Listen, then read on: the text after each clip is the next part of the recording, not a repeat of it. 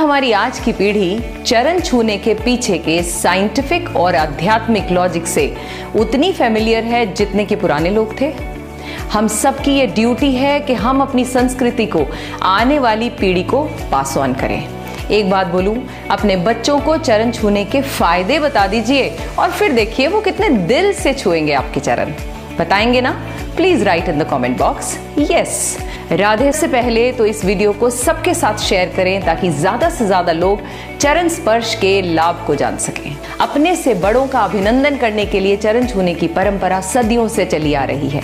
सनातन धर्म में अपने से बड़े के आदर के लिए चरण स्पर्श उत्तम माना जाता है। प्रत्यक्ष और परोक्ष तौर पर चरण स्पर्श के कई फायदे हैं, यानी डायरेक्टली इनडायरेक्टली बहुत सारे फायदे हैं। सबसे पहला फायदा होती है लक्ष्यों की प्राप्ति।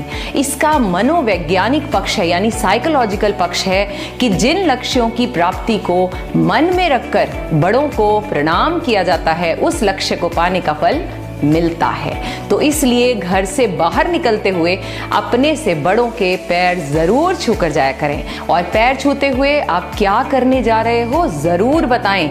दिन भर वो आशीर्वाद आपका आपके टारगेट तक ले जाने में मदद करेगा। दूसरा बेनिफिट है इट इम्प्रूव्स ब्लड सर्कुलेशन। आगे की ओर झुकने से सिर में रक्त का प्रवाह यानी ब्लड का सर्कुलेशन बढ़ता है, जो सेहत के लिए फायदेमंद है। तीसरा फायदा, अगर बढ़ानी हो अपनी आयु, तेज, प्रभाव, यश, तो हर रोज छुएं अपने पूजनियों के चरण। शास्त्रों में कहा गया है कि हर रोज बड़ों के अभिवादन से आयु, विद्या और बल में बढ़ोतरी होती है।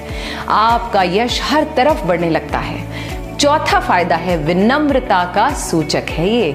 चरण छूने की प्रथा पूरी श्रद्धा के साथ किसी के आगे नतमस्तक होना, इससे विनम्रता आती है और मन को शांति तो मिलती ही है। साथ ही चरण छूने वाला दूसरों को भी अपने आचरण से इंप्रेस करने में कामयाब हो जाता है।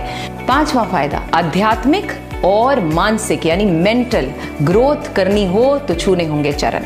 जब हम किसी आदरणीय व्यक्ति के चरण छूते हैं, उनका हाथ आशीर्वाद के तौर पर हमारे सिर के ऊपरी भाग को स्पर्श करता है।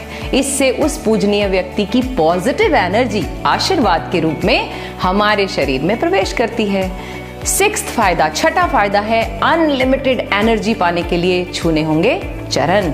इसका वैज्ञानिक पक्ष यानी साइंटिफिक रीजन यह है कि न्यूटन के नियम के अनुसार दुनिया में सभी चीजें ग्रेविटेशनल नियम पर चलती हैं, यानी गुरुत्वाकर्षण के नियम से बंधी हुई हैं। साथ ही गुरुत्व भार सदैव आकर्षित करने वाले की तरफ जाता है। हमारे शरीर पर भी यही नियम लागू होता है। सिर को उत्तरी ध्रुव और पैरों को दक्षिणी ध्रुव माना जाता है। इसका मतलब यह हुआ कि गुरुत्व ऊर्जा या चुंबकीय ऊर्जा जिसे मैग्नेटिक फील्ड कहते हैं, वो हमारे उत्तरी ध्रुव से प्रवेश करके दक्षिणी ध्रुव की ओर प्रवाहित होकर अपना चक्र पूरा करती है। यानी शरीर में उत्तरी ध्रुव यानी सिर से पॉजिटिव एनर्जी, अगर मैं नॉर्मल लैंग्वेज में बताऊं, सिर से पॉजिटिव एनर्जी प्रवेश करके पैरों की ओर प्रवाहित होती है। दक्षिणी ध्रुव पर ऊर्जा असीमित मात्रा में स्थिर हो जाती है।